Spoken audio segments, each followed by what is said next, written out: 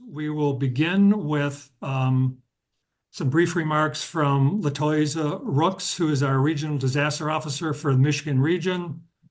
Then we'll have individual remarks from each of our volunteers. One programming note, our volunteer Patricia Nelson is not able to be with us today. Once our volunteers complete their remarks, then we'll open it up to a Q&A for any questions from our media folks on the line. With that, I'll turn it over to Latoya. Take it away. Thank you, Dave, and good morning, everyone. Excuse me, I want to take this opportunity to provide an update on our disaster relief operations that are happening in the Southeast and how the Michigan region is supporting those operations. As you know, it's been more than a week since Hurricane Helene came barreling down on Florida. And as the American Red Cross, we've been working around the clock to mobilize volunteers, to get those materials resourced and be able to support those communities. This, of course, is coming as we have Hurricane Milton, who is currently a strong Category 4, also barreling down on those same western counties in Florida. They are expecting up to a foot of rain and also 15-foot storm surges, which of course is not what these counties need, as they have already been impacted. There has been a state of emergency that has been declared for 51 counties in that area. So again, we are racing against the clock just to ensure that we have our volunteers ready, that we have those shelters staffed, and those relief supplies ready to go. We also have a fleet of vehicles and warehouse full of supplies across the country that are also ready to support after impact. We currently have 66 Michigan volunteers who are already deployed down in the Southeast. And we want to take the time now to make sure that we can hear from one of those volunteers. As disaster would have it, he is loading up supplies and trying to get fleet out. So we want to talk right now to Mr. Harold West. Harold, are you ready to talk? Yes, ma'am, I am. Can you hear me okay? Wait a minute. You're good, Harold. Okay. I am ready. Go ahead. Can you tell us a little bit about your volunteer experience as you're responding to Hurricanes Helene and Milton? Well, we've been very active in providing food for those that are in need and have been impacted by the hurricane. We go to those locations where we can best serve those that have been impacted.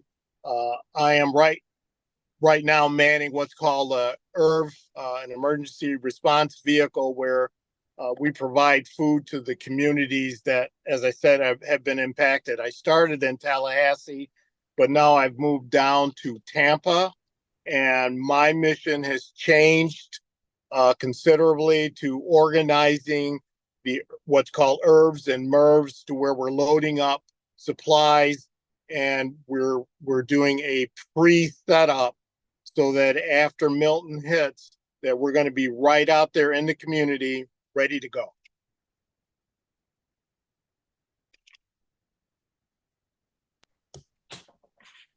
Harold, can you talk about some of the folks that you've serviced in your time down in Florida so far? Well, I can tell you that they're very gracious and very thankful. We had to do a grocery store run so that all of our volunteers were ready to go and ready to have just some critical needs stuff when we're sheltering.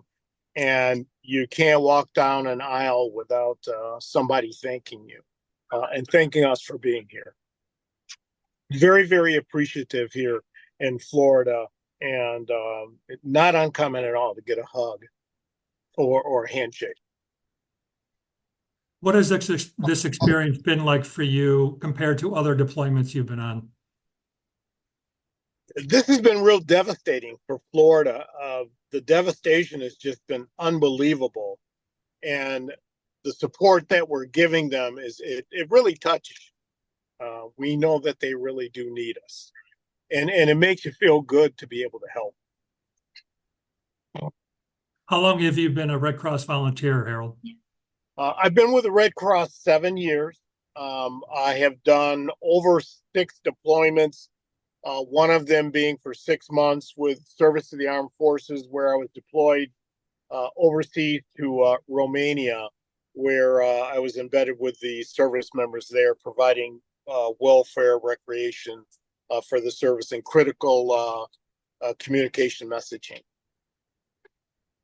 And how do you feel you're making a difference in your time down in Florida? We're helping. We're helping. People know that Red Cross, and they know we're there to help. And it's just a good feeling. So in the days ahead, Harold, what's going to be your main focus? Well, my main focus in the days ahead, I'm one of the supervisors for our ERV and MERV vehicles, providing supplies and providing hot meals. So we're going to focus on getting to those most impacted areas that we can get into and make sure that we can have food for the people that need it there in those areas. If this storm is going to be what they're predicting, there are going to be some people that really need the services that we're going to provide. We will be there. We're staging in areas now all over the state where we'll have vehicles, and we're ready to, as soon as we get to go, we're going to be out, we're going to be ready, and we're going to be doing our mission. Do you have a sense of how many Red Cross disaster vehicles are in your area?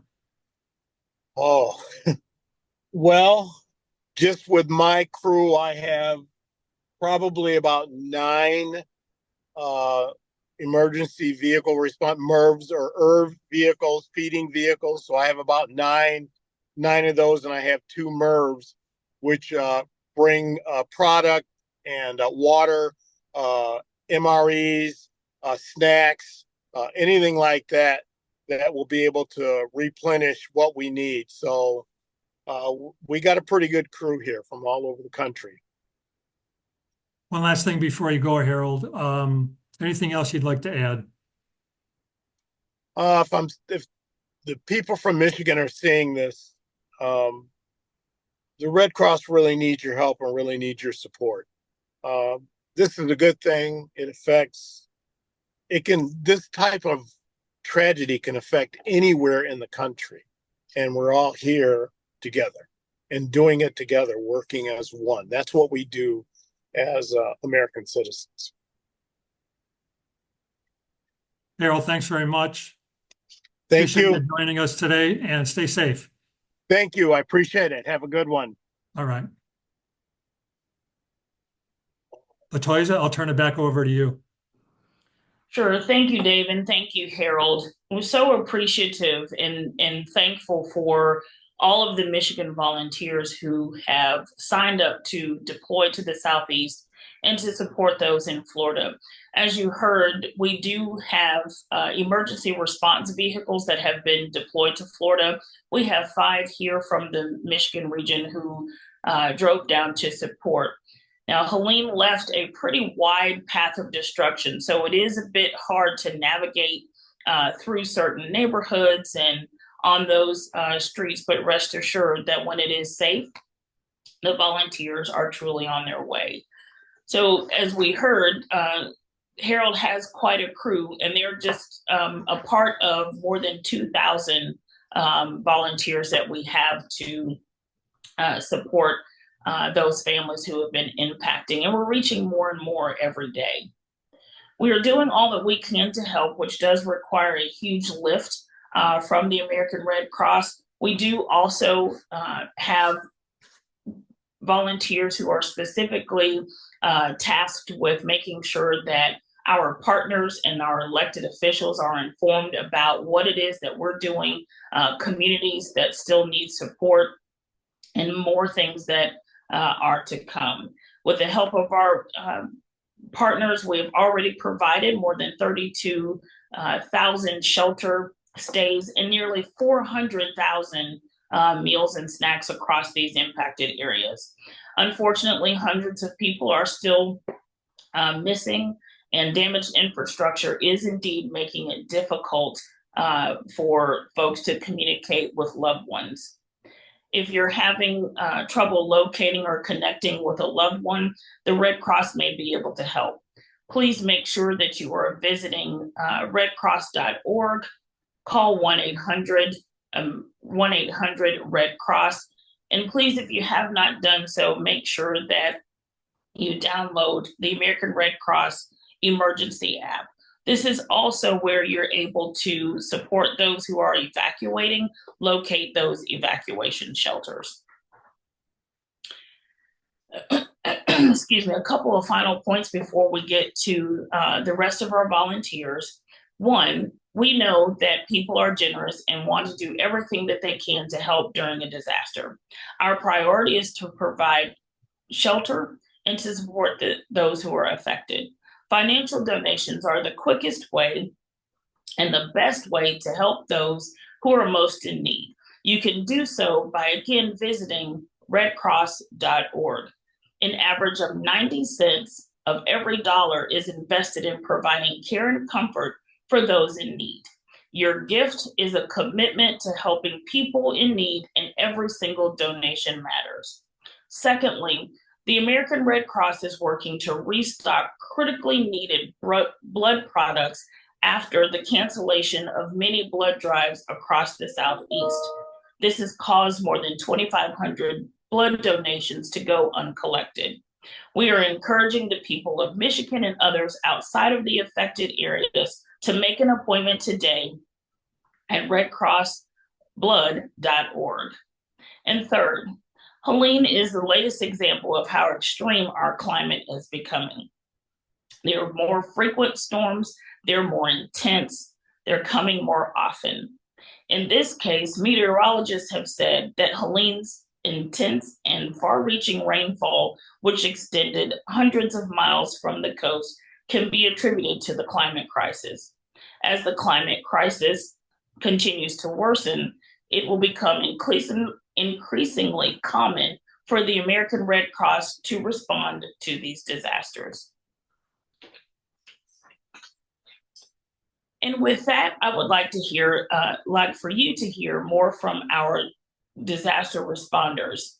Our next volunteer is Stacy Ripley, who is helping reunite families who are separated by Helene. Stacy?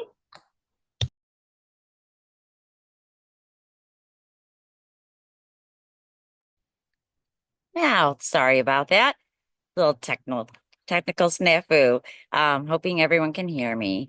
Thank you, Toy, for such welcoming remarks. As Toy said, I am here under what we call reunification. So the examples would be if you couldn't get a hold of a loved one because of infrastructure problems, especially initially after storms hit, power is out. If it's landline, even cell signals are hard to come by.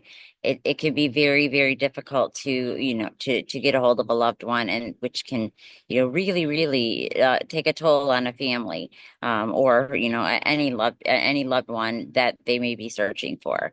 So we at the Red Cross utilize all of our resources to looking in our areas of what we do and thinking outside of the box to reunite families and get them back in communication, which is such a relief for some of these families to be able to know that their loved ones are safe. I had I've had several, but two very recent families I was able to reunite that were the longer it goes, it's just like in any case when you're searching, the longer it goes, the more difficult it becomes to locate or find. They may have lost a cell phone, if it's a cell phone, or difficulty in finding where they may have evacuated to, etc., etc. but I was able to reunite two families with their loved ones who were incredibly grateful. And I know there was, one daughter actually from Michigan is very happy to be able to be reunited with family that she'd been searching for. It's a pleasure. It's an honor, honestly, to be able to be welcomed into the family's stories, to be able to be tasked with helping them locate their loved ones. Isn't it's no short feat for someone to, and it doesn't go unrecognized how like I said, what an honor it is to allow them or have them allow me to be able to search for their loved ones and trust me with that. Uh, Stacy, talk about how long you've been a volunteer with the Red Cross. I've been a volunteer with the Red Cross for this, I believe this is my 8th year. I really enjoy getting out into the other our communities in Michigan that are hurting, as well as anywhere out nationally that we have. I've been on, I believe this is my 33rd or 34th deployment within that time frame. It is the as a volunteer, it is, like I said, it's an honor, and I always say, like, it feeds my soul to be able to help families. While I have the ability physically to be able to be mobile around in the dangerous areas that a disaster area is. It's so wonderful when you can help someone and to see, and sometimes it's just letting them tell you their story. It can be as simple as that, or it can be as complex as helping them, navigate around getting into the beginnings of the recovery process. I would imagine each deployment is different from the previous one, right? Can you give a little Abs- context to those deployments you've been on, including the one right now? Every deployment exactly is different. Um, it has its own complex issues to get around. It has its own, uh, communication. It's different sets of people. Even you get them together, and it's communicating in different manners, different areas. The the environment is different, just in general. So trying to navigate your way around a different environment based on, it could be more dangerous in certain areas as far as like trees being able to come down if the ground is more moist or things like that. Um, I know that may sound just simple, something simple or something that's maybe not as important, but when we're out, you know, navigating our way around in these areas, it can be quite important. Every disaster, like I said, has its own complexities, but the biggest thing is these people in the South have been hit time. I believe it's been what, 4 or 5 larger storms right in a row. So it's barely getting a chance to stand up before they're getting hit again and again and again. And while they may be somewhat used to it just due to the nature of where they live, they really need our help, and they need the help that all of the American Red Cross can provide, and all of those that support the American Red Cross. Yeah, on the blood services side, I'm a nurse by trade, so definitely that's the first thing that some think about when they hear the American Red Cross. And on the it's disaster cycle services is how we refer to our area. Definitely, it all combines together, but we're vitally needed out here, and it's when you see it, and when you just see one smile, and in a time when it could be one of their worst days that they've ever had. and to be able to get a smile or a hug or just the relief of having someone there to maybe help guide them, and or just be there. That that's what I can say is similar on every single. Be it everyone is technically different.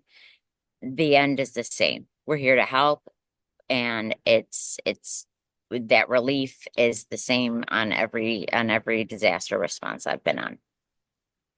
Anything else? Anything else you'd like to add?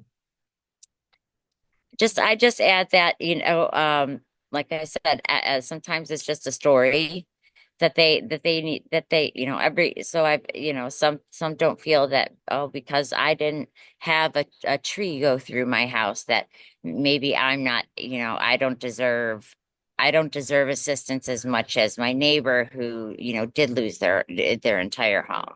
And I always say, everyone's story is important, everyone's story, and everyone's story deserves to be heard. No matter their situation, they've all gone through this. It's still traumatic, regardless of the damage they may or may not have had. It's a traumatic event to go through. And just to have someone to be able to talk to about that, it just gives them just that sense of having someone there and knowing that that's that support, that's that someone they can lean on when maybe they're having trouble getting through it. Okay, Stacy, thanks very much. Toy, I'll Thank turn it you. back over to you. Thank you so much, Stacy. We appreciate that. Our next and final volunteer is Miss Becky Gaskin. And Becky is the Executive Director in the East Central Bay chapter of the American Red Cross here in Flint, Michigan. And this is Becky's first deployment. Becky?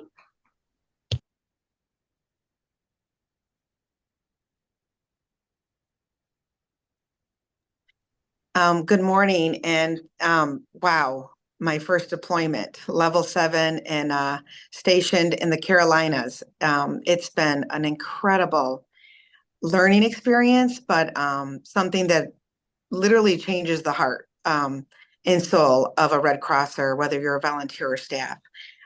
From the minute I hit the ground, I got in the airport, and there, you get a text like, go to, the car, to find out who you're carpooling with to get to headquarters in Charlotte, North Carolina. It was literally like having a family reunion, but everyone was strangers. There were so many red vests and red shirts, and everyone was hugging and saying, hello, how are you? Where are you from? And everyone from, across the country. Even as far as I had 3 new friends, Red Crossers from Puerto Rico, coming in on the same time to answer the call, to be there for the folks in Asheville, North Carolina, and the folks in South Carolina. We are at the level 7 disaster response. That's the size of the response in the Carolinas. And we have 2 zones. We have North Carolina and South Carolina. And I went to Charlotte, was there for one night. The next morning they said, we're in desperate need of an elected official liaison down in Greenville, South Carolina. So then I was on the road and got a rental car to travel to South Carolina, which happened to be the birth city of my father, and who's been passed for quite a few years. So to be back in the heartbeat of where my dad was born and where he walked the streets was just like this full circle silver lining moment. And I've been able to connect with family who had damage, but not severe damage. They're all okay. And since their power has been restored, and I've been able to go there and get some hot showers and reunite with family while I'm responding to the disaster. It's been incredible, the partnerships in the community, how we come together to leverage the support of not only the Red Cross, but all the community partners. And so one of my jobs is really contacting those elected officials and finding out where are the pockets of the community that's most vulnerable that we might be missing. And that's what we've been doing the last several days. It's all about sheltering and feeding. One of the most moving days for me was, I'll try not to cry, but I got a hold of a councilman, and he said, we have a neighborhood with 800 to 1,000 kids that rely on the school district for feeding. And we don't, they are still without power. We know they're without food, and we don't know if they've eaten in a week. And we knew we had ERVs out. Those were emergency response vehicles feeding neighborhoods. I went right to headquarters, said, do we have anyone out en route this close to this? And we had an ERV with extra meals. And I called the councilman back and I said, we are rerouting an ERV to get to that neighborhood. And we have 200 meals. We know it's not quite enough for today, but you're going to be on the route every single day from here on out. And that councilman, he almost started crying. He was like, oh my gosh, I see your van. He goes, be prepared because the kids are so hungry that they were swarming the van. They couldn't wait to get the food. And then it was just the best day. And he's then forwarded me pictures. He goes, you help feed my kids in my neighborhood. And that's what we're doing. We're finding out where are the pockets of people who really need us, who are most vulnerable. And we're still without power in South Carolina. So we're still answering the call. We have lots of routes, we're lots of feeding. And we're not going to leave the area. We have the disaster coming in Florida. We're going to support there. But we have all hands on deck here in the Carolinas supporting the efforts here too. And it's been an incredible honor to stand side by side with all these Red Crossers. Becky, as in your first deployment, is it what you may have expected? Absolutely not. No, don't know what to expect. I overpacked. You don't know what to expect. But you get here and everyone just, kind of holds your hand and brings you alongside them and you walk through it and you just kind of jump in where you're needed. And you're just really like every day you're asking, how can I help? Where's the need? Where do you need me? And if you ask those questions, everyone's they're going to put you right in line to something and every single day has been a little different. I've been all over into so many counties. I've driven to so many counties and met so many amazing people who are consistently showing kindness. We have shelters dedicated to folks who are dependent on oxygen. And literally every outlet, high schools were turned into oxygen shelters, churches, meeting with pastors who are feeding the neighborhoods. I've seen so much of the countryside and meeting those partners and shelters and in the needs. It's been incredible. So it's been superseding any expectation, that you have because you're helping someone every single day. Okay. Becky, thanks very much. Thank you. Now we'll open it up to question and answers from our reporters on the call here. If you guys could sort of raise your hand, and if you have somebody you want to direct your question to, please do.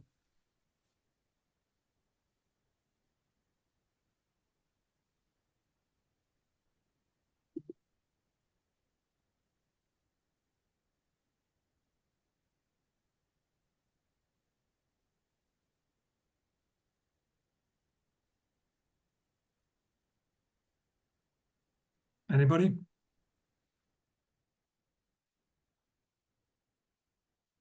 Jacob. Go ahead, Jacob.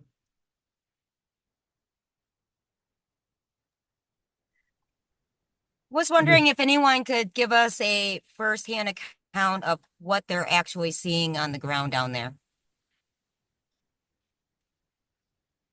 Like Stacy, you want to go first and then Becky?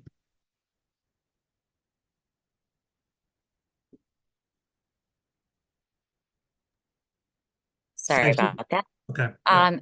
Yeah, what we're seeing on the ground is there's areas that have a lot of I know that have a lot of sand that has from the storm surge that has built up that um, think of in Michigan when you have whiteout conditions and the snow and covers the road and you can't see the lanes. It's very all of a sudden there's a road there. There was a road there, and when the storm surge has passed through, there is no road. It's all sand. I know there have been areas where homes, they were stilted homes, and they no longer are stilted homes. They are, you walk out and the ground is level to their door, just about level to their door. A lot of tree damage here, because a lot of there's a lot of big, beautiful old trees around the area, the areas that I've been in, which also leads them to be very dangerous when they come down. So we have had a lot of a lot of tree damage that comes down from those straight line winds that have damaged and destroyed homes and areas. And I know that we've seen a lot of flood damage just from the water line levels being as high as I believe. When I think about it, I'm short, but but mighty. But I think I remember seeing some water lines that were close to between my knee and my hip, and just thinking of what that must have been like during the actual storm. I know there were water rescues here as well. I just know that we said, Helene was angry when she came in. And Becky, I'm certain that you have some interesting things that you've seen on the ground.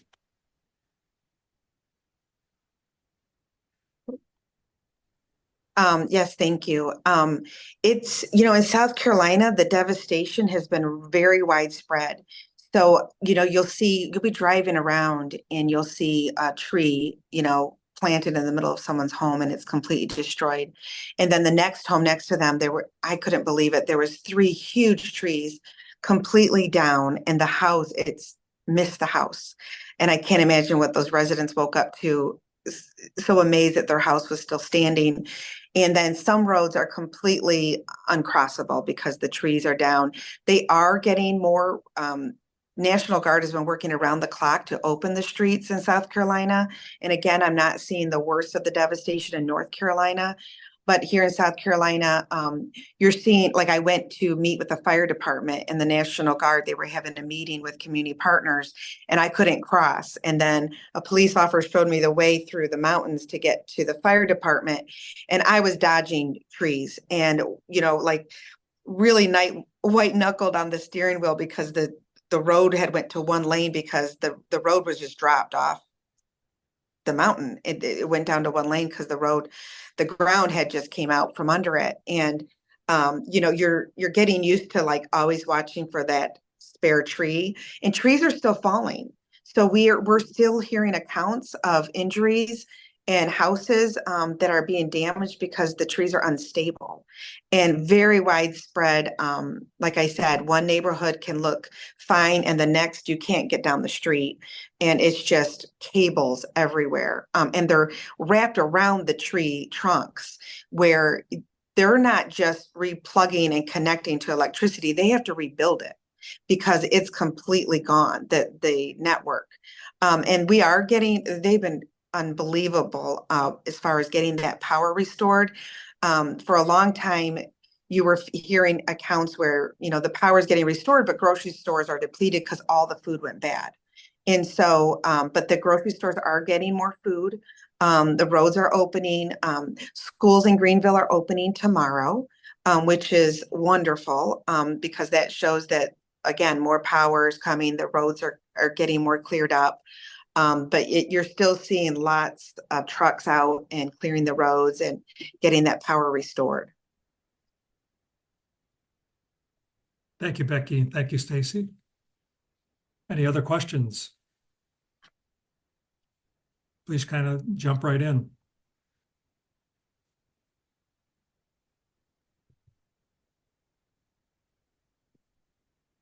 Going once, going twice. Okay. Thanks, everybody. I want to give a special shout out to Becky, Stacy, and Latoya for sharing their remarks this morning on our response to Hurricane Helene and with Hurricane Milton, bearing down on Florida. Thanks to everybody from news media for joining, and everybody have a good afternoon.